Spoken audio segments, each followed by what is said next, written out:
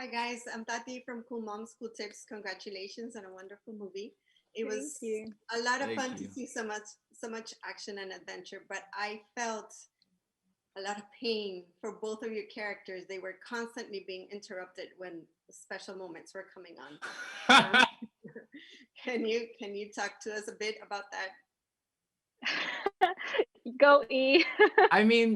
So the biggest thing is, this is a family movie, and I think the coolest thing when you're making a family movie is that you really get to kind of build the tenseness between two people. The tension. I don't know why I said tenseness. You really get to build the tension between two people, and so getting to be in the movie and as you watch the movie.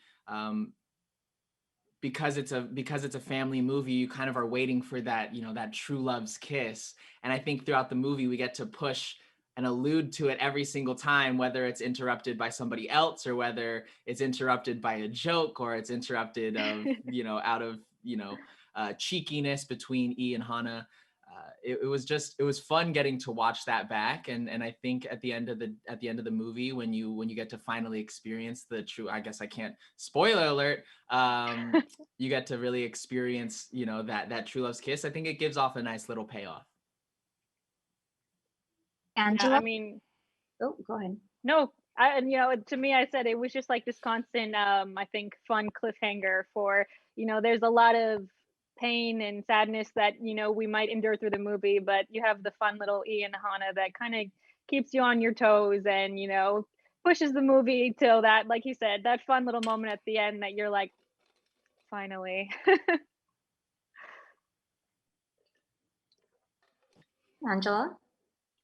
Hi guys, I'm Angela with Queen Bee Latina. I absolutely love the movie. You guys were amazing. And I had a question actually for both of you. You guys had both really, really strong characters. Was there any obstacles in getting into your role? Linz? I mean, personally, no, honestly. I mean, the joke always for Hana, like I say, is just like Hana is me. I mean, she is Lindsay to a T. I mean, everything about her. She's a Hawaii raised girl, Hawaiian, who has all these dreams and desires, wants to go out to the world and has a lot of fear at the same time. And that was me growing up. I was born and raised in Hawaii, and it's a small island where very, safe there, and going outside of that bubble is always a scary thing. So when I turned 18 and it was my chance to go out there, it was a very scary thing. So when I jumped into the role of Hana, I was like, oh, I'm reliving a lot of what I grew up with, and it was so easy. I fell really quickly into the role, and this almost transformation where she wants to get out there, this fight or flight kind of idea. It was really nice because obviously me being Lindsay, I did it. I pushed through the fear and I moved out here alone. When I was 18, and I it was a struggle. It was hard, but I think that's what kind of pushed me through that idea of Hana. At the end of the day, is that I knew the true intentions inside was her heart of what she really desired, and that's what was so fun playing. I was like, oh, I'm reliving my life again, but in a different context. It was really fun. Yeah, I think for me the hardest part of being E was definitely getting there emotionally, especially in the final scene in the shed where we're all crying. I'm getting to experience something that I hadn't experienced in a long time. I'm going to not spoil it this time in this answer. But at the end of the movie, there's something that I hadn't experienced in a long time, and getting to that place emotionally was definitely the biggest challenge. And I credit Jude Wang, our director, for pushing us and guiding us, especially myself, to getting and rising to the occasion, especially on that scene. Okay, Christy? Hi, Alex and Lindsay. My name is Christy. I'm with the Cactus Chronicles. My son and I absolutely love the movie. And, it's a very touching film. And as Alex mentioned, especially that final scene. But at the same time, there are also several comedic moments, especially with regard to both of your characters, with the bantering back and forth with each other. were you able to ad lib any of those scenes or any of those lines? And if so, what were they? You won't believe this, Christy. Almost all of it. I mean, the thing was, is the script was written for E and Hana to always be butting heads, always be clashing, always be going back and forth. But again, and I credit this to Jude, who gave us the freedom from the chemistry reads. Like, we were in the chemistry reads, hadn't even confirmed our roles yet. And I remember Jude doing this with me and Kea for the brother and sister dynamic, and then also for Lindsay and I for that E and Hana dynamic. And we just from the jump, I don't know if it's just naturally because I mean we do also, Lindsay and I also are bantering like that off camera as well. But all of those moments, whether they were on script or off script, were fueled by just the pure, fun, exciting, friendly, but still, bashing on each other and dissing each other and joking with each other consistently on and off camera. All natural. Nicole? Hi guys, my name is Nicole Lucci. I'm with the Multicultural Maven. And I guess this question would be for both of you. Alex, I know you have a background in music. And so when we are in the cave scene and you're trying to help Hana get to the other side and you guys are singing, I was curious, is that all you guys? Was there, who came up with that idea and did you guys enjoy doing it? Oh man. Again, I'm shouting out Jude. I love you to death, Jude, if you're watching this. But Jude had the idea, and we even tried other ideas. Jude had the idea to not only have all of us sing in that scene, but to use the audio from that day that we sang in the cave. So all of the audio from that singing scene is actually us on the day singing it while we're traversing across this cave, real cave. ledge in the real cave, like in a real cave in Thailand. And so getting to not only be challenged, because Jude did not want, we even tried it afterwards where we all sang our parts and Jude just didn't feel like it was there.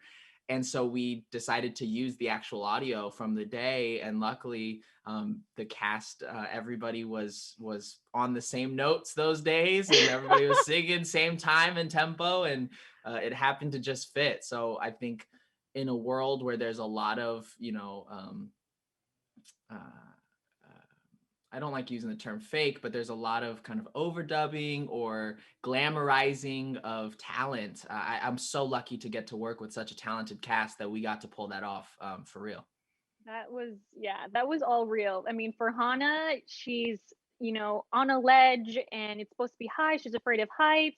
Again, we're the same person because Lindsay's afraid of heights. So, and this wasn't a fake ledge, they put us up there. We were, again, doing our real stunts and we were in a real cave in Thailand. There's bats, there's all these things. So fear and everything that came through with my voice, all real. I mean, it was all so real and it was just so comfortable. And like Alex said with Jude, she was screaming down for the bottom. She was like, just have fun. And we're like, okay. And we just went for it. I mean, it was a long day shooting. We were tired. So everything about it was so real. So it was kind of nice, just to feel that in this cave with all this comfort of all these people, because it was scary for me, but we really had a good time doing it. Tessa? Hey guys, thanks for being here today. We loved the movie. I'm Tessa with mamasgeeky.com and Mama's Geeky on YouTube. I gotta say, I follow you on YouTube, Alex. Great job. Thank you very much. Thank you. Of course. I want to know, I guess this is for both of you as well, but what do you guys want families to take away from the film? Go ahead, Linz. For me, I think with so many hardships going on in the world right now, it's been a crazy year. There's been a lot going on. And I feel like I've noticed a lot of that has come home and affected families, affected individuals, affected friendships. And I feel like our movie, it's so heavily based on this idea of family and friends, and not just the pretty parts of it, the hard parts of it, the ups, the downs. It's not always an easy relationship. So through our movie, we touch a lot on that, and you see it, and I feel like a lot of people are going to relate to these relationships, the parent relationships, the sibling relationships, all of these things that we internally struggle with. So I'm hoping that everyone watches that and we give that full arc through the movie, that no matter what it is, I mean, long time fallouts, brothers and sisters that seem like they can never get along, and to cut to the end where you can always find a way, that at the end of the day, no matter what's going on, no matter what hardships going on, family's the most important thing at the end of the day, and I feel like if anyone out there can watch this, and if they're struggling with anything and they can apply it to their life and find any sort of comfort and any sort of way to improve their living, that's going to be a total win for me to feel good about that. Just stole the whole answer, huh? Sorry. I can't help but reiterate what Lindsay said. I think this movie is, and I love this term that came to mind, is heart-filled, and the whole movie is heart-filled, of all different levels and variations of heart, whether it's laughter, whether it's sadness, whether it's love, whether it's and love both romantically and in a familial sense. It's just so full of heart and passion, and it's a movie that you watch with your friends, a movie you watch with your kids. It's a movie that you can enjoy, before, during, and after your kids take a nap or any of that. I know we're talking with Mama's Geeky, so I think it's just it feels good, and especially in a world that we're in right now, it's a really good energy.